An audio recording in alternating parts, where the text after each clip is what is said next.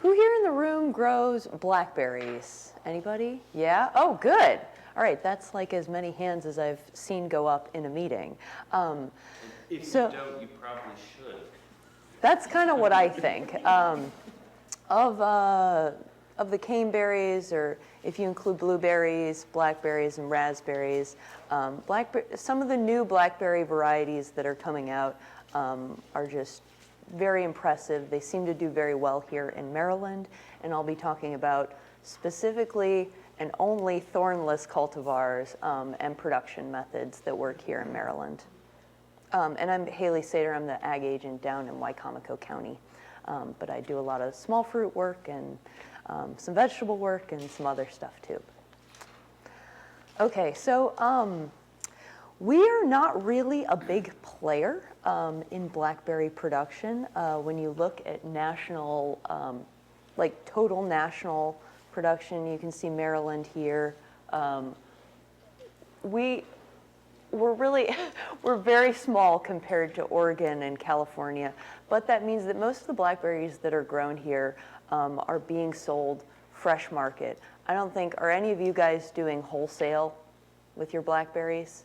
Okay, so I think that's important to keep in mind because it means that you're producing a product that really needs to be premium quality, where you may even be face-to-face with your consumer, and you want to make sure that that is the best berry you can be selling these people so that they can be return customers for you. Right here we have this is information from a survey from the North American Raspberry and Blackberry Growers Association, but you can see that pretty much all of the blackberries grown in the Mid-Atlantic are sold on farm stands or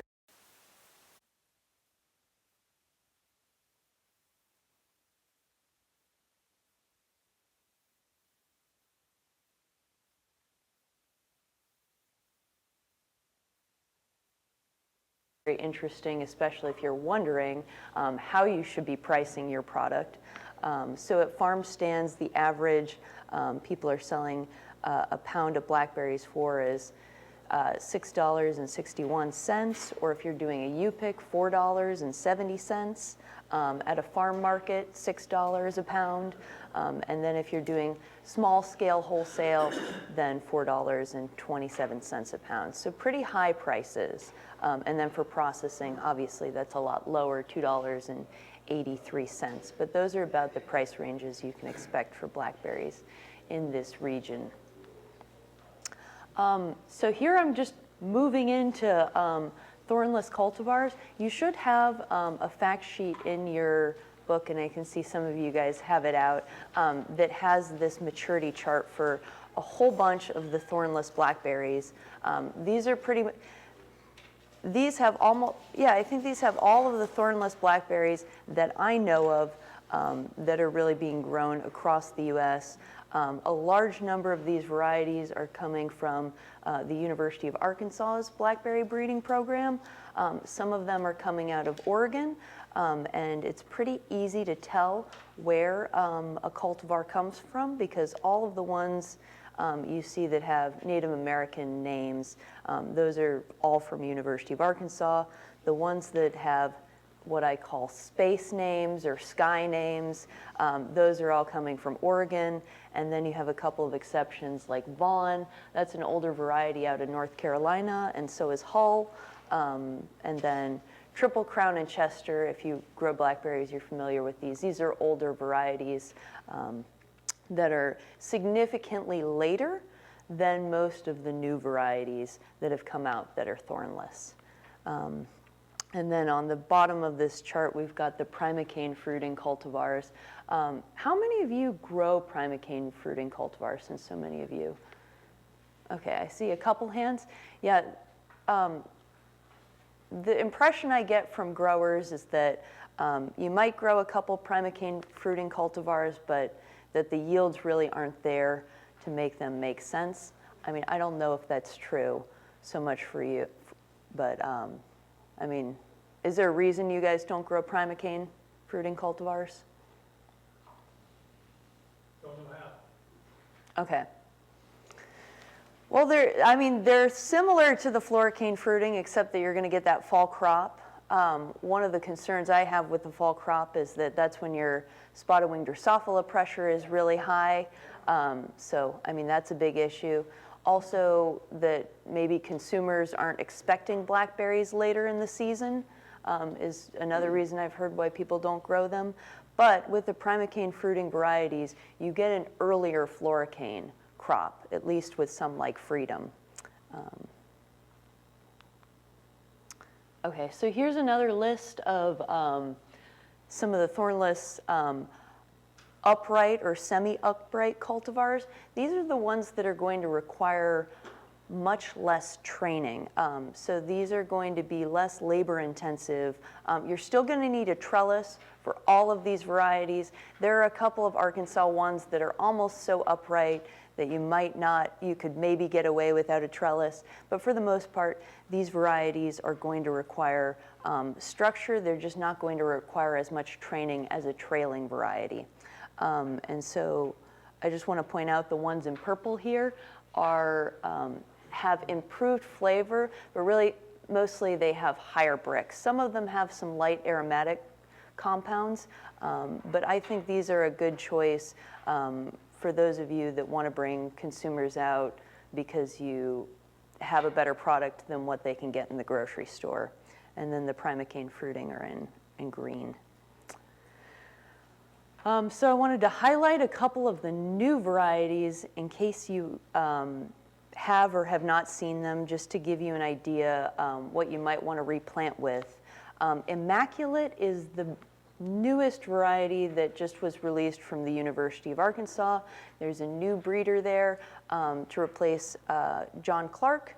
And the yields out of Arkansas are pretty impressive, 20 tons per acre.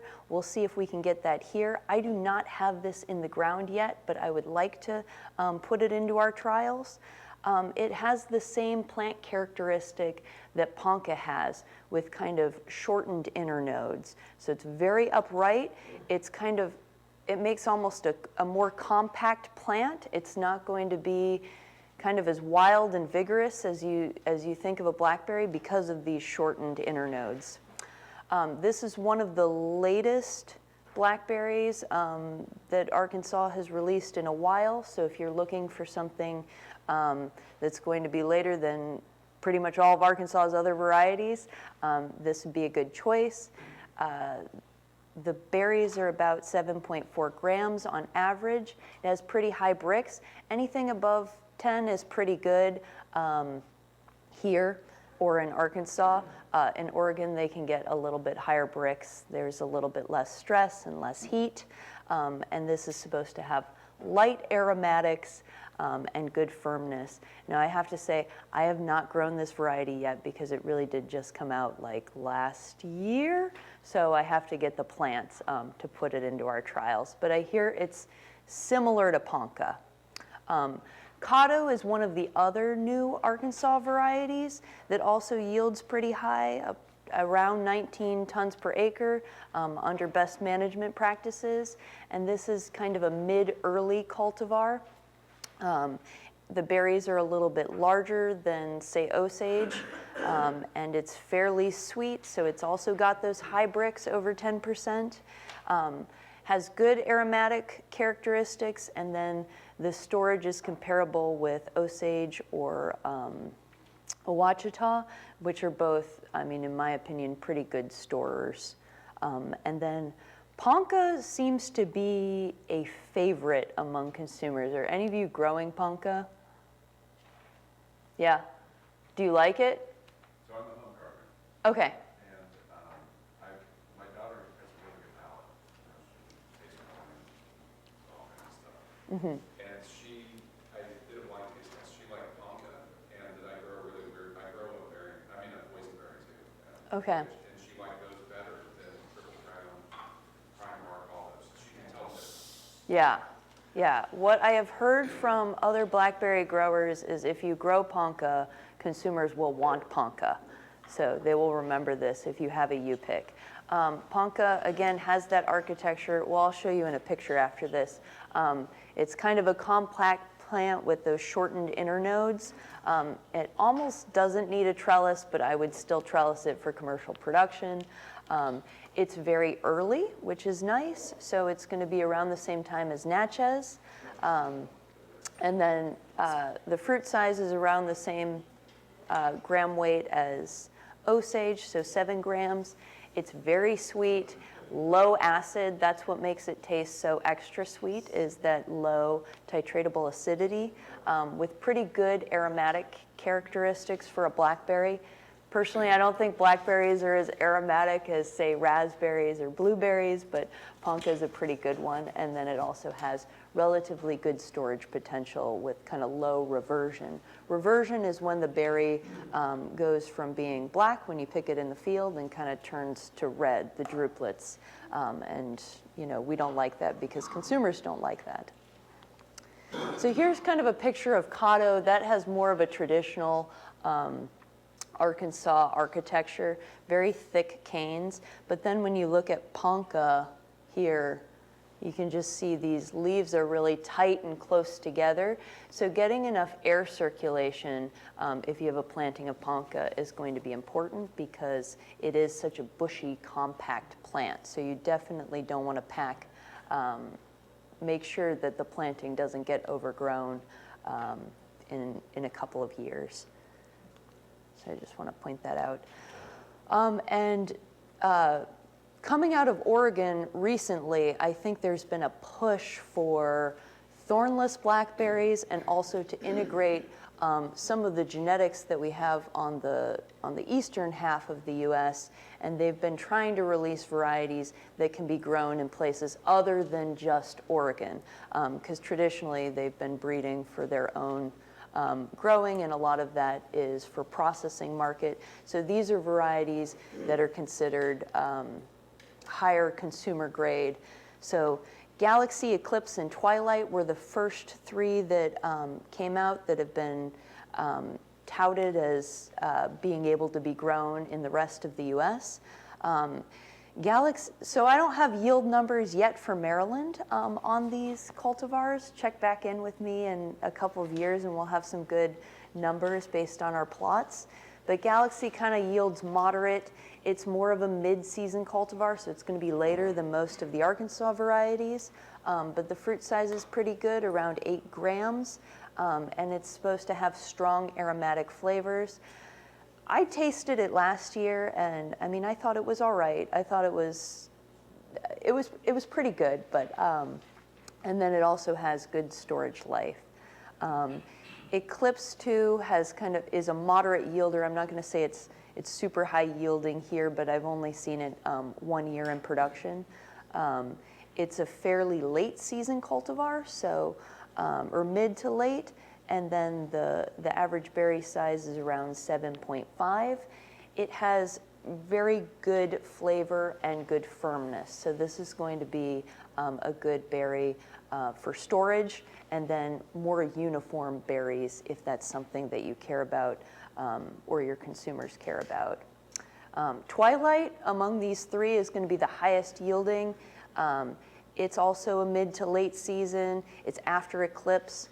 So if you're trying to hit like a later market window, and then it has less sweetness than the other 2, and it's the most similar to Triple Crown. So if you remember, Triple Crown's kind of jammy. Some people really like the flavor of Triple Crown, but Twilight's going to have better firmness and fruit storage potential than Triple Crown. So it's a good replacement. And then this is kind of what these varieties look like. They're not quite as thick caned as the Arkansas varieties. They're very vigorous. This is before they'd been tipped in the summer.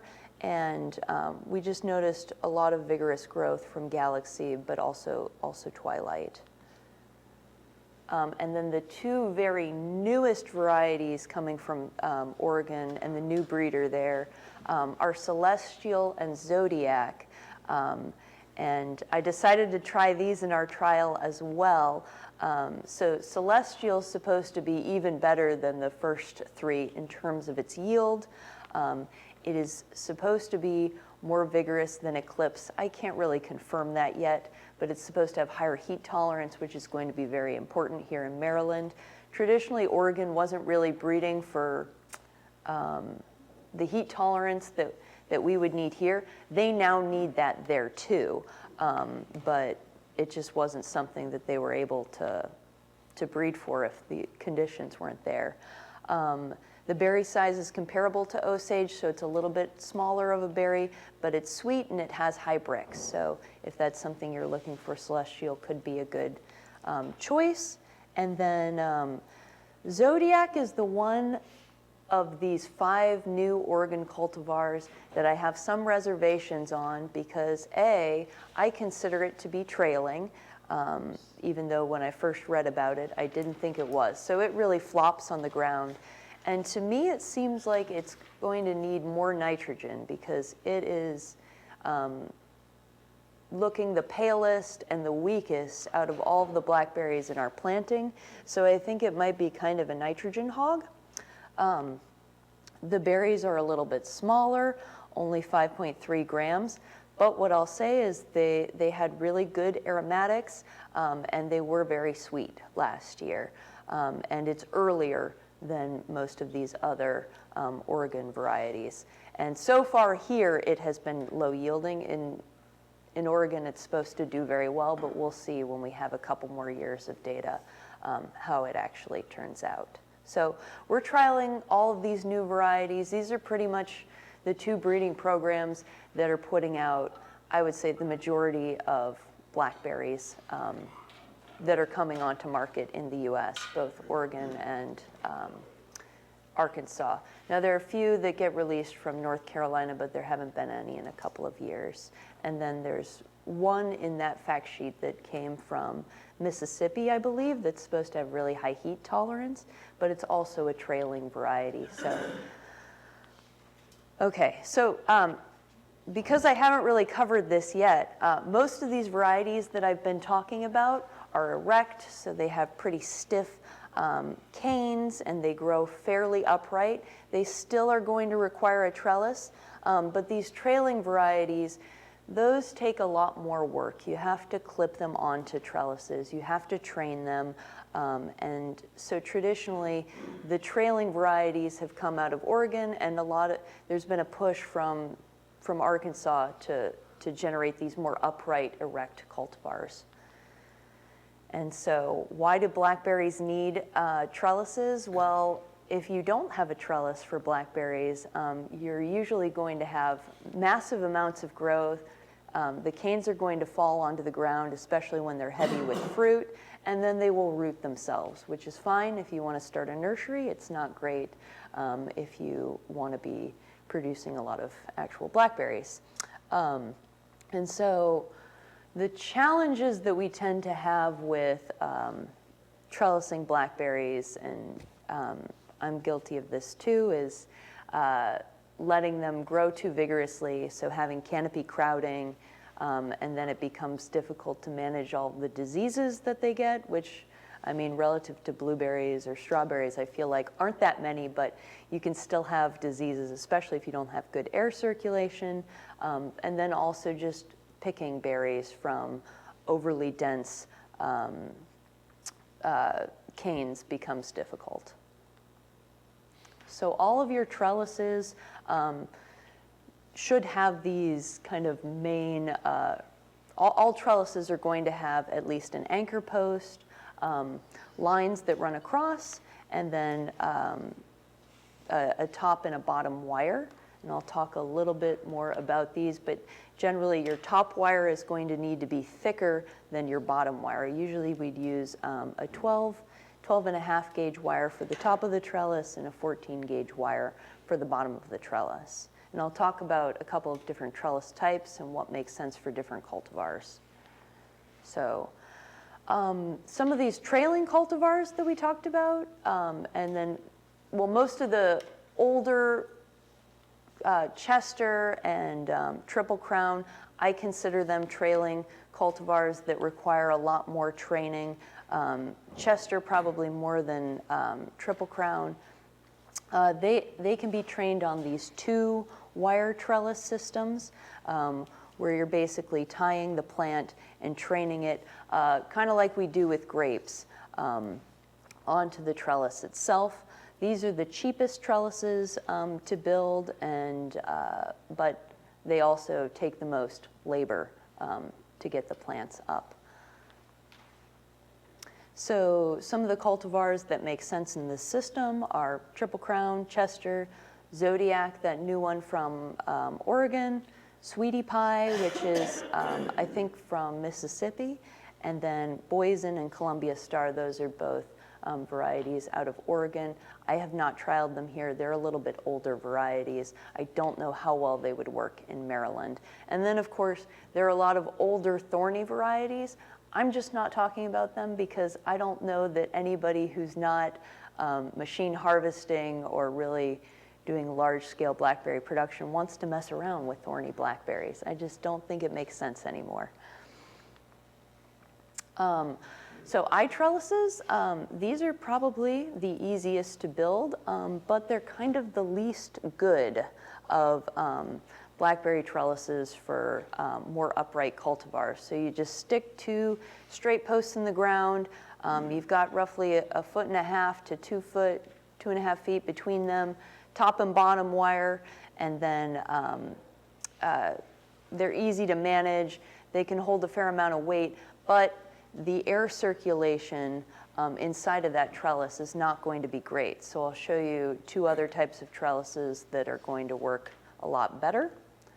Oh, and then, so pruning with these, you should be pruning probably now.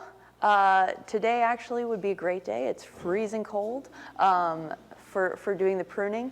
You don't want to wait much longer than now, especially if you're in this area. And so just pruning 101, you want to be cutting back those laterals that have gotten really long. And so you only have, I think up to 18 inches is appropriate for each of your laterals coming from the main cane. Basically, you don't want those laterals drooping down. And then, of course, remove any dead tissue if you haven't pruned out last year's floricanes. Take those out now. On the lateral, sometimes the budget breaks, so you have lateral and you have a sublateral. Yeah. You just ignore the sublateral? I would just prune it the same as a lateral. Okay. Yeah. Just keep them short. Yeah. So pruning with these I-trellises, I think the most important, it's fairly easy, but you have to prune out a lot of overgrowth because they do get really dense in there, especially cultivars like a Ouachita that are really vigorous can really overtake a trellis system like this quickly. And in terms of like summer tipping, so that's pruning that you do in the summer with that soft new tissue when the plants start to get too tall. Once they're, well, basically when they get as high as you want them to be, that's when you should be tipping. So it kind of depends on who's harvesting. And then after tipping, you want to be spraying some kind of fungicide, something to protect those wounded areas of the plant, because that's when you're going to let in disease after you've made all of those wounds. You want to thin the area of your trellis, so each linear foot, so that you don't have more than 6 canes in there, which sometimes feels like, oh, you're taking out all of that productive growth, but you really don't want to have too many canes in there, and you'll end up with a lot of vegetative matter and actually lower fruit yields. And again, cut those laterals back in the winter to no more than 18 inches. So talking about V-trellises, these are really similar to I-trellises, but they're a lot better. And that's because you can put the floricanes on the outside of that V and then let the primicanes grow in the inside, because every year you've got your older floricanes and you just keep them on the outside, and the primicanes will come up. They'll get enough sun, so they'll they'll grow faster and better, but you'll also have more air circulation. So cost comparison, I think, definitely do a V trellis over an I trellis. Pruning in this system, again, it allows for that open canopy. You do want to make sure that you balance, the canes on either side, and then so spread them evenly. Don't weaken or overcrowd one side of that canopy, or of your trellis system, sorry. So T-trellises, in my opinion, these are about the same as a V-trellis, except that you can't adjust that T. So a lot of times, if you're buying these and they're made out of rebar, if you have a V-trellis, you can move that wire up and down if you decided. With a T-trellis, you can't do that. That said, they require fewer posts in between, so you can save a little bit of money. But yeah, you can't change those wire heights. So for pruning on a T-trellis system, again, you're trying to make sure that you keep the floricanes to the outer sides where your wires are, and let the primicanes grow on the inside. And you want to focus on, again, balance on the structure, so you don't have all of your floricanes on one side, and trim those laterals so that you have a manageable fruiting zone, so you don't have fruit growing on the ground. And that's what we're doing right now, is pruning laterals. Does anybody have a rotating cross-arm trellis? Not anymore. So I feel like that was the, yes. So they're kind of a fad. I wonder how well they're going to do. We're going to try one down at Lesrec. My thoughts about these are they can improve your yields, and you can have a fruiting wall, but they are so much maintenance. And they're significantly more expensive to install than one of these other types of trellises that you can build yourself. I mean, you will build this yourself, but you have to get the parts. So the rotating cross-arm trellis, most of these systems that I've seen have a long arm and a short arm.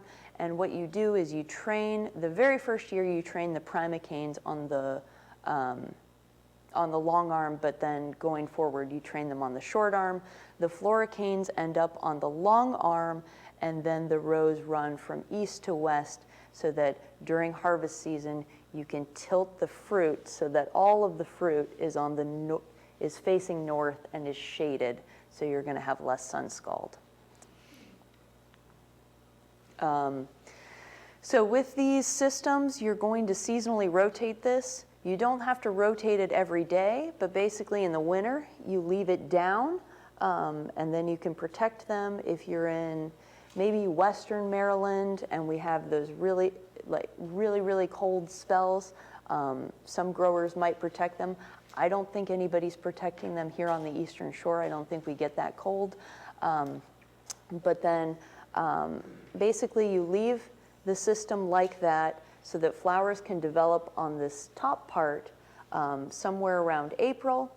And then once the flowers have developed at petal fall, you rotate the trellis system so that, well, this is north, and so that the fruit are all developing on the north side in the shade. So it's a really great idea. It's a really cool way to get a fruiting wall. But it is a lot of maintenance. And part of the reason it's a lot of maintenance is because, well, I'll tell you that in a second. So again, you can increase yield, you have better fruit quality. It's very easy to harvest because you're only harvesting on the one side. And then you can cover them in the winter if that's something you want to do. And then your spray coverage is going to be a little bit better because you don't have quite as thick of a canopy to get through when you're driving through with an air blast sprayer. So challenges, I mean, they're probably going to be double the cost of any other trellis system, and then all of this maintenance. And what am I talking about in terms of maintenance? Well, the pruning challenges. So you have to prune, tip, and train all at the right times. So this is really important. You need your spacing to be really no more than 2 feet, 2.5 feet between plants. And then in the first year, you're training these primocanes on the long arm, but you don't want to clip them too early to that wire because you're eventually going to be rotating that system, and especially for thicker caned plants, I think. So most of the Arkansas varieties, you really need to be careful that they're not trained too tightly so you're not breaking those canes. So you only clip to the top 2 wires, not the bottom wire. So again, yeah, when these primocanes begin to emerge in the second year, then you train them laterally on the short arm of the system, and you're only training 2 to 3. You're pruning out all of the others. You train them to grow vegetatively, the same way we do with grapes in the spring. And then after fruiting of the floricanes, you are moving them over to the long arm. So there is a lot of labor involved, and all of this needs to be timed right in the season. Otherwise, you're just gonna miss these windows. I think most of the other traditional trellising systems that we have are a little bit more forgiving if you don't have labor at the time of the year when you know, if you miss tipping early, okay, well, you're gonna be hard tipping some of these plants, but you can still do it. But this is what a rotating crossarm looks like before the laterals are pruned in the winter, and then after pruning on the right. Some tips for pruning if you do have one of these systems. It sounds like none of you do, but if you're interested in growing them, you're going to prune out all of the primocanes that aren't growing in between your 2 arms, because those are just going to be a pain. You're not going to be able to train them.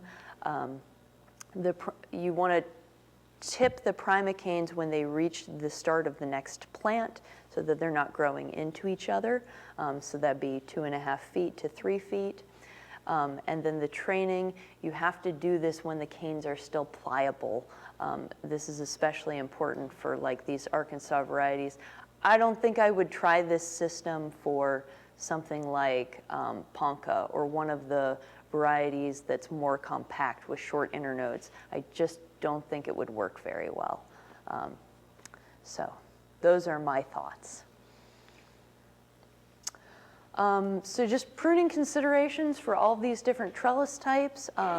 You want to think about, when you're pruning, you kind of want to think about what cultivar you're pruning. I've seen like a Ouachita and Triple Crown next to each other, and you've got to prune a Ouachita a lot harder than you have to prune Triple Crown because there's just so much more growth, it's so much more vigorous, whereas Triple Crown is producing about half as much, I think, vegetatively every year, so you just don't have to do quite as much. You want to make sure that there's good airflow. That's important for spraying, but also for disease, and then also light getting down to the bottom of that canopy. And then the numbers I have are that T and V trellises cost about $3,000 an acre, and then your RCAs or your rotating crossarm trellises can go up to $6,800. I think that would be more now. These are some kind of old numbers. So if you want to learn more about rotating crossarm trellises, the University of Arkansas did a whole series of videos because they are very confusing, I think, when you first decide you want to install them. So they have a 6-series video. Some of the common pruning mistakes that I see and maybe have been guilty of are leaving too many canes, ignoring lateral growth, and not pruning them short enough, and then poor training on the trellis. You really want, even some of these upright cultivars, it's important to clip them where you want your canes to be, and then letting letting the weeds take over. Of course, that is always going to be something that we struggle with. So we have this Blackberry cultivar trial with all these new thornless varieties, other than Immaculate, which we're going to try and get in there this year, at Keedysville, so at WEMREC, our Western Maryland Research Center. We have them here, and then we have them down in Salisbury, which is close to basically where I work.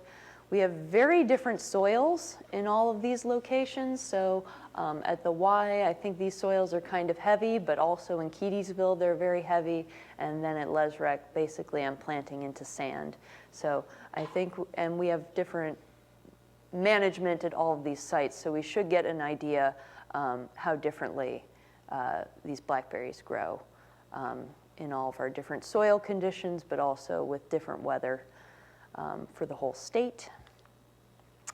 As far as spray guides, I know there is a Mid-Atlantic berry guide for commercial production. I hope you guys have it, but I think the idea is for that to be updated very soon.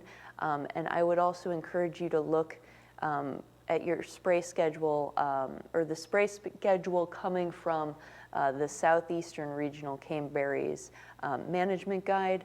I think this is going to, the times of the year might not be quite right for this region, but a lot of the diseases and pests that we're dealing with, they are also dealing with, and they will be in this guide. So as far as big diseases that we see in blackberries and pests, last year I saw a little bit of leaf and cane rust. So that's what we have here on the left. And I saw this on Natchez. That is not the same thing as orange rust. So if you see leaf and cane rust, it's not great. You can spray for it. But if you see orange rust, rip those plants out and burn them. This is going to take over your planting. There's nothing you can do about it. You just got to get rid of the plants. Whereas leaf and cane rust, it's manageable. Crown gall, this is a naturally occurring soil bacteria. I don't know if many of you have seen it. We started to see this, I think, last year, and this is caused by agrobacterium in the soil. It shouldn't be a huge problem, but it was something that we saw last year. And then cane blight, this is something to look out for after you're pruning. I don't think it's super common, but it is very common after you wound the plants. So this is why you want to be spraying right after you do your summer tipping. You start to see brown developing down the plant where it's been cut. And basically it's cane dieback. But this can be very damaging if it gets into your whole planting. The pest that everybody is probably, well, hopefully aware of, but that we really need to have a good spray regime for is spotted wing Drosophila. And I just came back from a conference where there was a lot of talk about spotted wing Drosophila. We want to be targeting the larvae, not the flies themselves. So they've found that spraying for larvae is more effective. And if you're going to be scouting for this pest, you want to do this on the edges of your field. So usually it's coming in from the edges and it'll end up in the middle of the field later. So you're going to go through, pick between 15 to 25 ripe berries. You're basically going to salt out the larvae. And so you're going to mix a cup of strong salt solution, so 1 cup of salt per gallon of water. Wait 30 minutes, the fruit are in there, and basically all of the larvae are going to float to the top. And if you have more than 1 larvae per plant, it's time to treat. So this is kind of the technique that North Carolina, they were talking about being very effective for them in their production. So if you're trying to scout for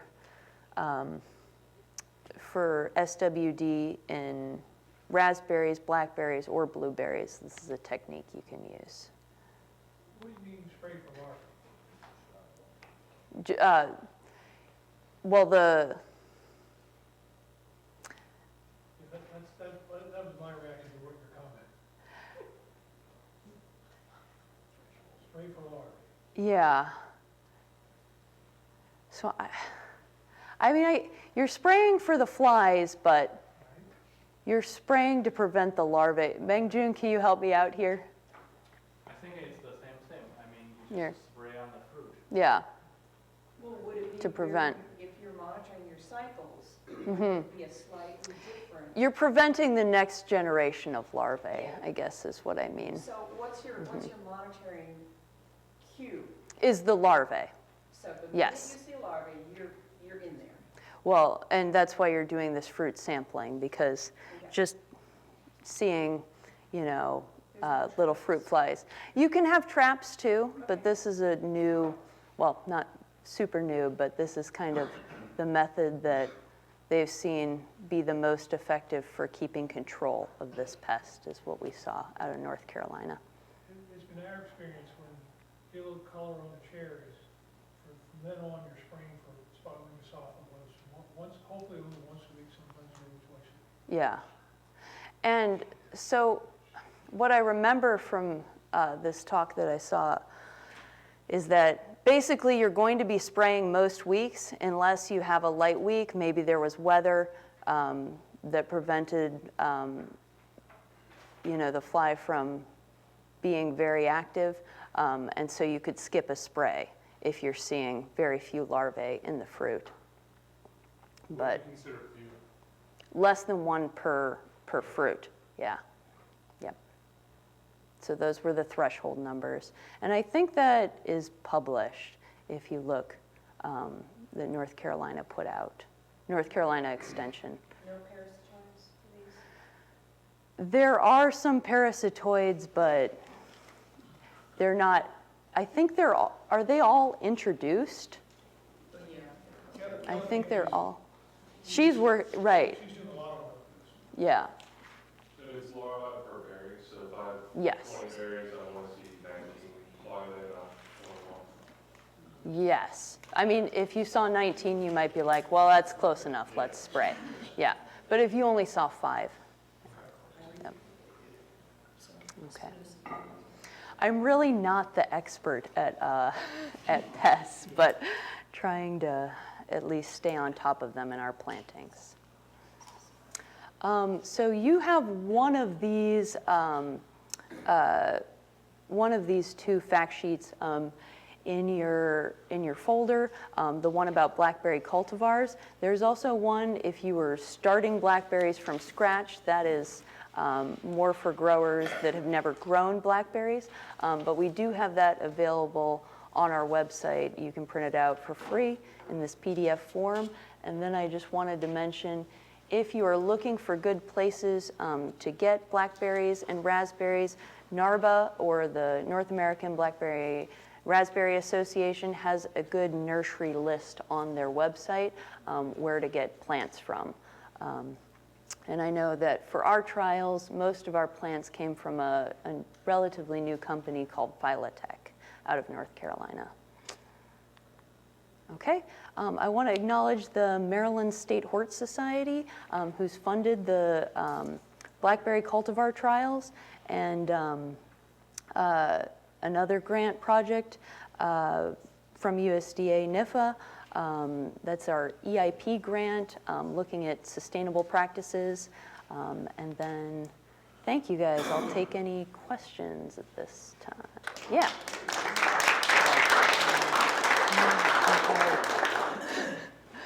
Yeah. Two quick questions. We're looking for a replacement for Chester. Yeah. What would you recommend? So nothing is as late as Chester. The best bet, if you want something new and tastier, would be Immaculate. And with the name, I think Immaculate, they were trying to kind of, but one of the Oregon varieties, and I have to look at the chart One of those is pretty late too. I just think probably, having not tried Immaculate yet, are you talking about for the market window or just? We do 3 varieties, so Mm-hmm. probably mid-late, Yep. and so we're looking for, we need a replacement for Chester. Yeah. Nothing is yet going to go as late as Chester. But I think Immaculate, or I'm trying to remember which one of the Oregon varieties is the latest. Those are going to be the. Which dovetails into my next question. Mm-hmm. Talk to me briefly about these fall annual blackberries. So I haven't worked with them very much, but you can grow them basically only for the primocanes, the same way a lot of raspberry production is done. But I think in general people grow them and then have fruit, say in August, on those primocanes. But there's a tipping window that is, if you miss that, you're SOL, right? I don't know about that. I mean, you need to be tipping basically the same as other varieties. But I'm not growing them. My thought was that they don't really make as much sense here, and most of them tend to be a lot lower yielding than the floricane varieties. Plus, if they put on a big primocane crop, then they usually put on a light floricane crop. So you're managing both the primocane system in the fall, you're spraying all of that time for SWD, and then you've got that early floricane crop too. I think especially most of the first 2 primocane varieties that came out of Arkansas were very low yielding, and the newest one I think is Traveler. I get them confused, but that's supposed to be yielding a little bit better.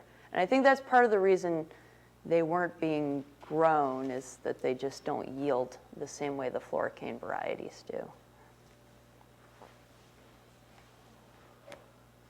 Any other questions? Am I over my time? Oh, I'm way over my time. Okay. Okay. All right.